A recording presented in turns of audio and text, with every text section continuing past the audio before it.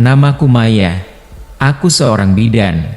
Setelah lulus kuliah, aku sempat bekerja di sebuah klinik milik kakak iparku di Balaraja. 2 tahun berlalu, pada 2016, pemerintah membuka lowongan CPNS. Dengan iseng, aku mencoba mendaftar, tanpa harapan tinggi. Namun, takdir berkata lain. Aku lolos. Tak lama setelah itu, aku ditugaskan ke sebuah kampung terpencil bernama Mekarsari, tempat di mana puskesmas mereka kekurangan bidan. Kampung itu bukan sekadar terpencil, rasanya seperti berada di ujung dunia. Jalan menuju Mekarsari rusak parah. Setiap kali hujan, lumpur menguasai jalan, menjebak setiap kendaraan yang nekat lewat. Hari pertamaku menuju sana penuh dengan perjuangan. Naik ojek pun, aku harus turun beberapa kali untuk menerobos lumpur dan hutan pinus yang gelap sebelum akhirnya sampai di kampung itu saat senja mulai turun. Sesampainya di Mekarsari, suasana sunyi menyergapku. Penduduknya sedikit dan kebanyakan tertutup. Aku berusaha mencari tempat tinggal, namun hampir semua rumah penuh. Akhirnya, seorang penduduk menyarankanku untuk tinggal di rumah Dinda, bidan yang sebelumnya bertugas di sini. Dinda juga tinggal di sana dulu. Kamar yang dia tempati masih kosong, ujar penduduk itu. Aku berpikir, tak ada pilihan lain. Dengan perasaan campur aduk, aku pergi ke rumah Dinda. Rumah itu berdiri agak terpisah dari rumah-rumah lainnya, tepat di tepi hutan pinus. Suasana rumah tampak dingin dan hening. Pemilik rumah, seorang nenek tua, menyambutku. Oh, Dinda ya, dulu dia juga tinggal di sini. Tapi dia tidak lama. Setelah itu, dia pergi, katanya sambil menatap jauh ke hutan, seolah mengenang sesuatu yang tidak ingin diingat. Aku merasa ada yang aneh dengan ucapannya. Tapi saat itu aku terlalu lelah untuk berpikir lebih jauh. Malam pertama di rumah itu terasa mencekam. Angin yang berhembus kencang dari hutan pinus membuat dedaunan berbisik seperti suara-suara samar.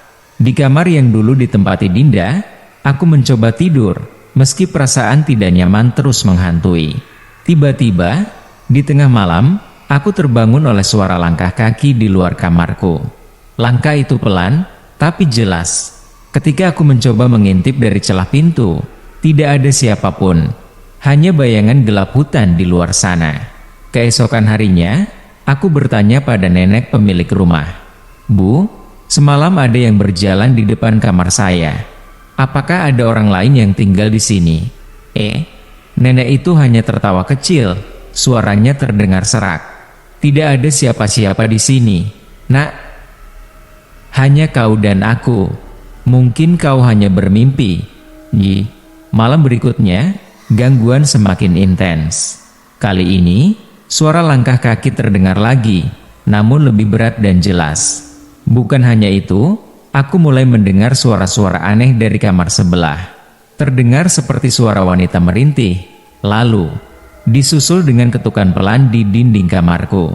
Saat aku beranikan diri untuk membuka pintu kamar dan melihat ke arah kamar sebelah, hawa dingin menyelimuti tubuhku. Pintu kamar sebelah itu sedikit terbuka, seolah mengundangku masuk. Saat aku melangkah masuk, ada bau busuk yang menyengat hidungku. Di dalam kamar itu, semuanya terlihat berdebu dan terlantar, kecuali satu hal, sebuah cermin besar di sudut ruangan yang tampak bersih, seperti sering digunakan. Dengan perlahan, aku mendekati cermin itu. Saat aku menatap pantulan wajahku, tiba-tiba aku melihat bayangan di belakangku. Sesosok perempuan berdiri dengan rambut hitam panjang menutupi wajahnya. Dia tampak mengerikan, dan sebelum aku sempat berteriak, dia mendekatkan wajahnya ke cermin, nyaris menyentuh pantulan wajahku. Aku tersentak mundur, ketakutan. Ketika aku menoleh ke belakang, sosok itu sudah tidak ada. Namun, saat aku menatap cermin lagi, bayangan itu masih ada, berdiri tepat di belakangku. Keesokan paginya, aku mendengar cerita yang selama ini dirahasiakan. Dinda, bidan sebelumku, bukan sekadar pergi, seperti yang dikatakan nenek. Dia ditemukan tewas tergantung di kamar yang sekarang aku tempati. Sebelum kematiannya, Dinda sering bercerita bahwa dia diganggu oleh sosok perempuan dari cermin itu. Penduduk kampung meyakini bahwa Dinda bukan bunuh diri, melainkan diambil oleh sesuatu yang mendiami rumah itu.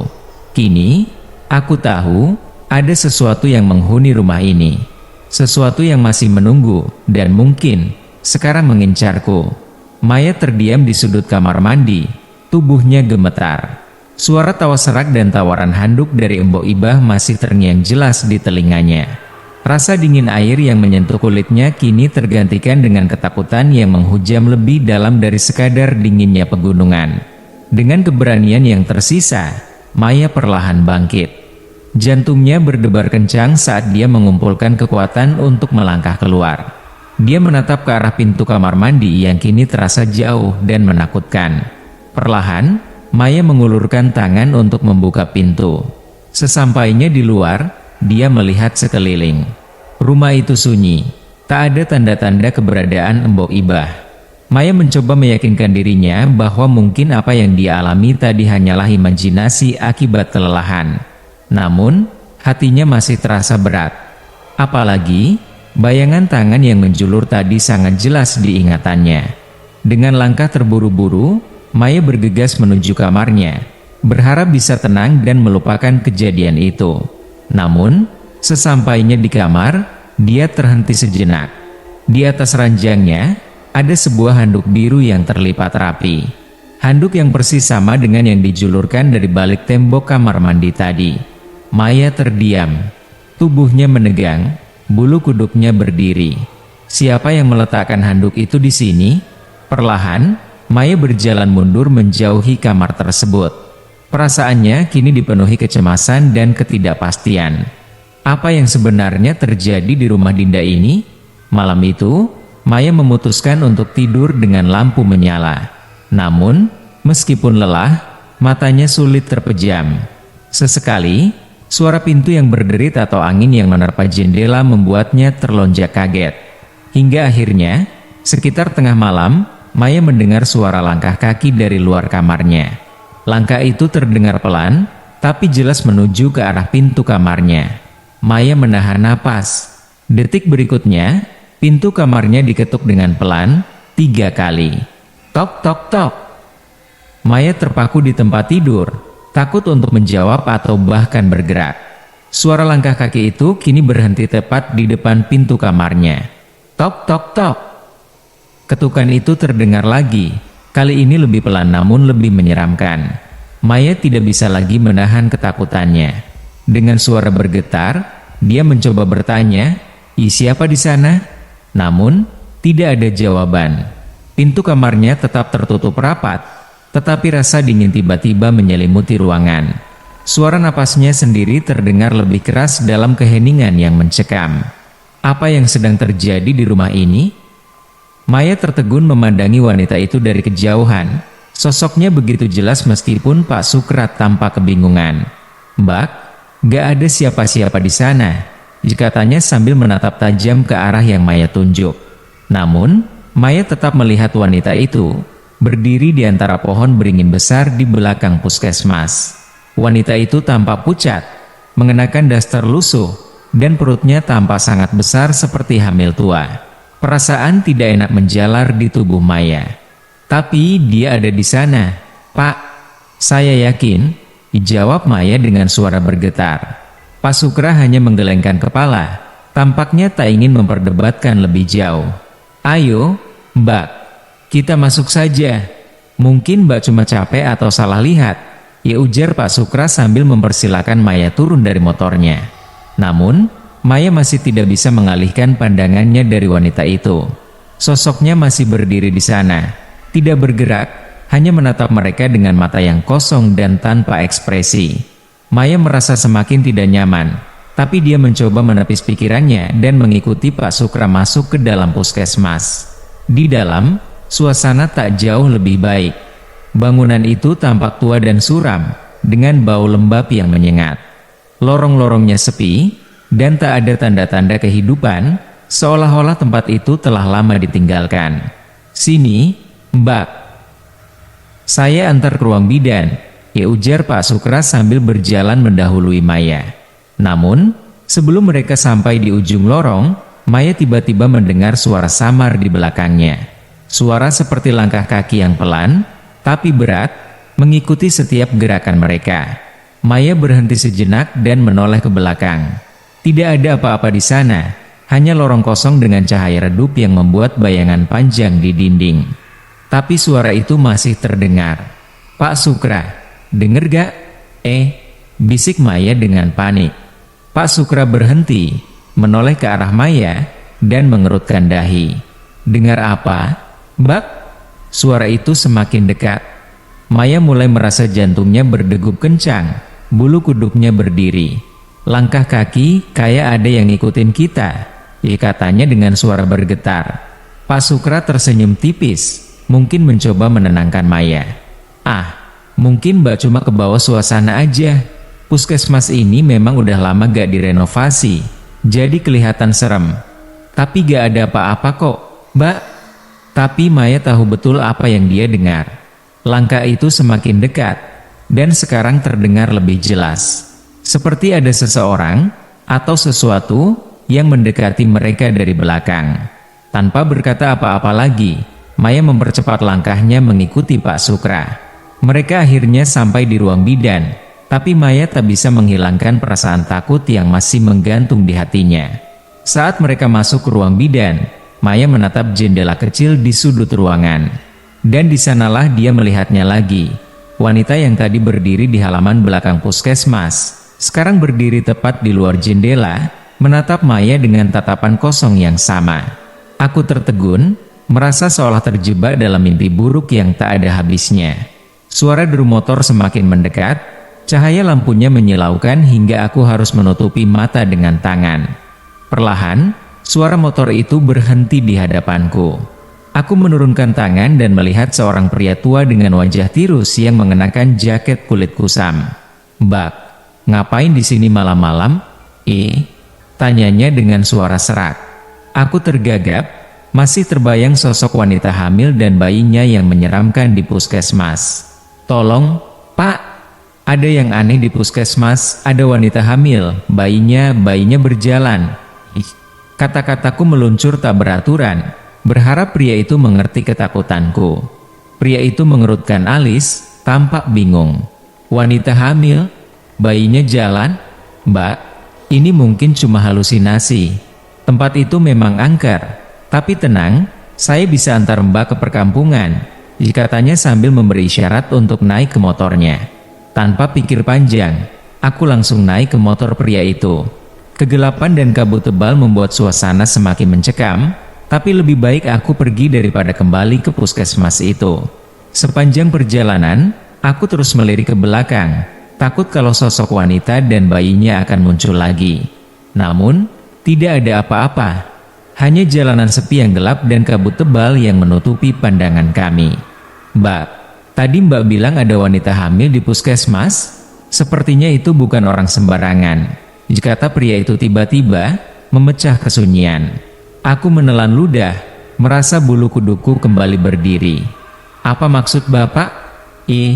Tanyaku dengan suara bergetar. Dulu, ada cerita. Wanita yang hamil di luar nikah sering ke puskesmas Mekarsari untuk minta bantuan. Tapi satu dari mereka tidak pernah pulang. Katanya, dia meninggal saat melahirkan di malam yang gelap seperti ini. Pria itu terdiam sejenak, lalu melanjutkan, sejak saat itu, arwahnya sering gentayangan, mencari bayinya. Jantungku berdegup kencang. Ingatanku kembali ke wanita yang aku lihat di halaman puskesmas tadi, dan bagaimana bayinya berjalan dengan senyuman. Menyeramkan. "Bapak bercanda, kan?" Tanyaku dengan nada putus asa, berharap ini hanya lelucon mengerikan yang tak nyata. Pria itu tidak menjawab, hanya diam sambil terus melaju di jalan yang semakin sempit dan gelap. Aku merasa semakin cemas, seolah-olah kegelapan di sekitar kami bukan hanya karena malam, tetapi karena sesuatu yang lebih menyeramkan sedang mengintai di balik kabut. Aku berjalan perlahan mendekati ranjang tempat Mbok Iba berbaring. Rasa dingin tiba-tiba merayapi tubuhku, seolah ruangan itu menyimpan sesuatu yang tidak kasat mata namun sangat mengintimidasi. Mbok Iba tidak bergerak, hanya punggungnya yang terlihat. kurus dan ringkih di bawah selimut tua yang lusuh. "Mbak Maya, ayo sini." Suara seraknya terdengar lagi. Kali ini lebih jelas dan membuat bulu kuduku berdiri. Aku menelan ludah, merasa seluruh badanku kaku. Tapi aku tidak ingin mengecewakan Dinda. Dengan berat hati, aku maju beberapa langkah hingga kini berdiri tepat di samping ranjang Mbok Iba. "Mbak, kelonin aku," dipintanya lagi dengan nada yang lebih mendesak. Aku merasakan hawa aneh menyelubungi tubuhku, seperti ada yang memperhatikanku dari balik kegelapan ruangan. Perlahan-lahan, aku duduk di tepi ranjang, memaksa diriku untuk tetap tenang. Tiba-tiba, Mbok Iba membalikkan badan dengan gerakan kaku. Wajahnya pucat, matanya terpejam, tetapi bibirnya bergerak-gerak menggumamkan sesuatu. Kulitnya terlihat semakin tipis dan seakan kering. Namun yang paling mengerikan adalah bau aneh yang perlahan memenuhi ruangan. Bau busuk yang samar tapi semakin menusuk hidung. "Mbok." Aku mencoba berbicara, namun suaraku tercekat di tenggorokan. Saat itu juga, mata Mbok Iba terbuka. Sepasang mata kosong yang terlihat begitu tua dan dalam, seolah menatap ke lubuk jiwaku. Aku terdiam, tak bisa bergerak. Tanpa peringatan, dia meraih tanganku dengan kekuatan yang tidak sesuai dengan tubuhnya yang lemah. "Mbak Maya, kenapa kamu biarkan aku sendirian?" Suaranya berubah menjadi lebih mengancam, dan tiba-tiba aku merasa tercekik, seakan-akan udara di ruangan itu hilang. Dinda yang berada di belakangku hanya terdiam membisu, matanya membesar melihat apa yang terjadi. "Mbak, tolong." Suaraku nyaris tak terdengar. Mbok Iba tersenyum samar, tapi senyuman itu sama sekali tidak membawa kelegaan. "Aku sudah lama menunggu," katanya perlahan, dan aku merasa jarinya yang kurus dan dingin semakin erat mencengkeram tanganku. Dia menarikku lebih dekat, dan aku tidak bisa melawan. Kepalaku pusing, seakan seluruh ruangan berputar. Aku mencoba melepaskan diri, namun Mbok Iba lebih kuat dari yang aku duga. Aku bisa merasakan sesuatu yang asing, dingin dan berat di dadaku, seperti ada bayangan gelap yang menyelubungi pikiranku. Aku mulai merasa lemas, pandangan mataku mulai kabur. Tiba-tiba, terdengar suara langkah kaki yang tergesa-gesa. Dinda, yang sedari tadi terpaku, kini berlari keluar kamar sambil memanggil-manggil nama seseorang. Namun suaranya semakin menjauh, dan aku merasa semakin terhisap ke dalam keanehan yang mengelilingi Mbok Iba. Tepat saat aku hampir pingsan, sesuatu menarikku mundur dengan keras. Aku terjatuh ke lantai, terengah-engah sambil mencoba memahami apa yang baru saja terjadi. Mbok Iba kembali diam, matanya tertutup rapat seperti sebelumnya. Aku bangkit dengan gemetar, tidak mampu menahan rasa takut yang terus menggerogoti. Aku harus keluar dari rumah ini, segera. Namun, sebelum aku bisa melangkah, suara pelan terdengar dari arah ranjang. "Aku akan menunggumu lagi, Maya. Jangan lupa, aku masih di sini." Dinda menyeka air matanya dengan tangan gemetar, lalu menatapku dengan mata sembab. "Aku juga nggak ngerti, Mbak," jawabnya pelan. "Dari dulu, Mbok Iba memang dianggap aneh sama warga sini. Ada yang bilang dia punya ilmu hitam, tapi aku nggak percaya." Aku diam sejenak, mencoba mencerna apa yang baru saja dikatakan Dinda. Suasana malam itu semakin sunyi, hanya terdengar suara isakan kecil dari Dinda dan deru angin yang samar-samar menerpa jendela. "Ilmu hitam? Tanyaku setengah berbisik. Dinda mengangguk, wajahnya penuh kecemasan. "Iya, tapi Mbok Iba nggak pernah cerita apa-apa ke aku. Cuma warga sini yang suka bergosip. Mereka bilang, kalau ada yang sakit parah atau tiba-tiba sembuh tanpa sebab, pasti ada campur tangan Mbok." Aku merasa bulu kuduku mulai berdiri lagi. Suasana rumah terasa semakin mencekam, terlebih dengan hanya kami berdua di sini, menjaga jenazah Mbok Iba. Di sudut ruangan, lampu temara memancarkan cahaya lemah, menciptakan bayangan samar di dinding yang bergerak-gerak seiring dengan nyala lilin. "Kenapa nggak ada yang mau membantu kita sekarang? Bukannya kalau ada yang meninggal, biasanya warga ramai-ramai datang?" Tanyaku lagi, mencoba mengusir ketakutan yang mulai merayap. Dinda hanya menggelengkan kepala, matanya kembali berkaca-kaca. Mereka takut, Mbak. Takut sama Mbok Iba, meskipun dia udah meninggal. Mereka bilang, arwahnya nggak bakal tenang, apalagi kalau dia punya urusan yang belum selesai. Aku menelan ludah. Apa yang sebenarnya terjadi di rumah ini? Kenapa semuanya terasa begitu aneh? Apakah benar ada sesuatu yang lebih dari sekadar rumor tentang Mbok Iba? Tiba-tiba, dari arah ruang tengah tempat jenazah Mbok Iba dibaringkan, terdengar suara seperti desahan panjang.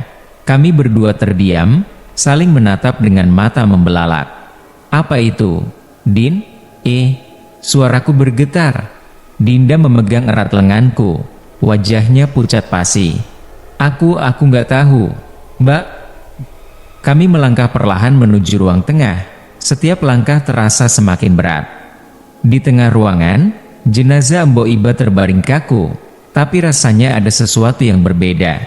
Cahaya lilin di dekat jenazah berkedip-kedip aneh, seperti ada angin yang tak kasat mata berhembus dari arah yang tidak jelas. Kemudian, terdengar suara yang sama lagi. Desahan panjang, kali ini lebih jelas. Aku merinding.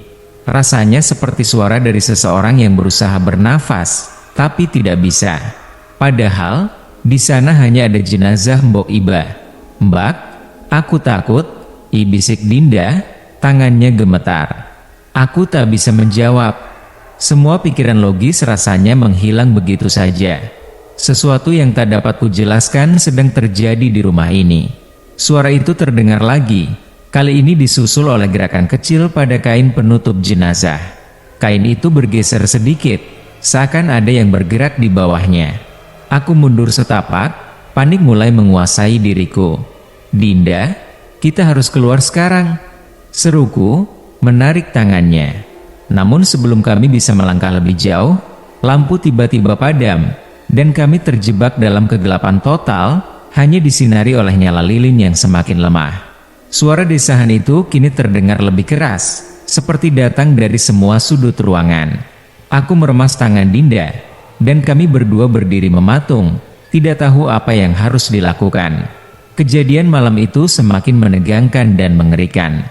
Keberadaan sosok wanita dengan wajah hitam pekat yang menempel di langit-langit ruangan memberi kesan horor yang mendalam. Ini jelas menggambarkan adanya gangguan supernatural yang kuat, mungkin terkait dengan praktik gelap yang pernah dilakukan oleh Mbok Iba. Reaksi warga yang tidak peduli dan mengabaikan permintaan tolong menambah kesan sepi dan menakutkan. Keberuntunganmu adalah munculnya Pak Sukra dan istrinya, Bu Jumi, yang menawarkan perlindungan dan tempat tinggal sementara. Ini memberikan sedikit kelegaan di tengah kekacauan. Sosok Bu Jumi yang ramah dan penuh senyuman menjadi kontras dengan kengerian yang baru saja terjadi. Penawaran mereka untuk tinggal di rumah Pak Sukra menunjukkan kebaikan hati mereka. Meskipun situasi ini masih sangat tegang dan misterius. Dinda yang masih bersedih dan ketakutan memerlukan dukungan emosional yang besar. Dan tempat tinggal baru ini mungkin bisa memberinya sedikit rasa aman. Selama di rumah Pak Sukra, kamu dan Dinda harus menghadapi kenyataan bahwa gangguan ini belum sepenuhnya selesai. Ketegangan semakin memuncak saat Pak Sukra, yang awalnya tampak sebagai penyelamat, ternyata terlibat dalam skenario mengerikan ini. Tindakan Pak Sukra yang agresif dan niat jahatnya mengungkapkan bahwa dia bukanlah pahlawan yang diharapkan, melainkan ancaman besar. Kemunculan Dinda yang kembali dengan mata hitam pekat dan wajah penuh urat menonjol mengonfirmasi bahwa kekuatan gelap yang mengganggu tidak sepenuhnya hilang. Konflik yang memuncak di hutan pinus memperlihatkan bahaya yang mendalam dan keputusasaan yang dihadapi oleh tokoh utama. Kematian Pak Sukra di tangan Dinda menandakan akhir dari salah satu ancaman. Namun cerita ini menyisakan rasa syukur dan ketidakpastian tentang masa depan Dinda. Keputusan untuk meninggalkan kampung dan tidak mengunjunginya lagi menunjukkan trauma mendalam yang dialami, dan pengalaman itu meninggalkan bekas yang kuat. Meski ada rasa syukur karena keperawanan tetap utuh, pengalaman ini membentuk masa depan dan pandangan terhadap situasi supernatural yang dihadapi.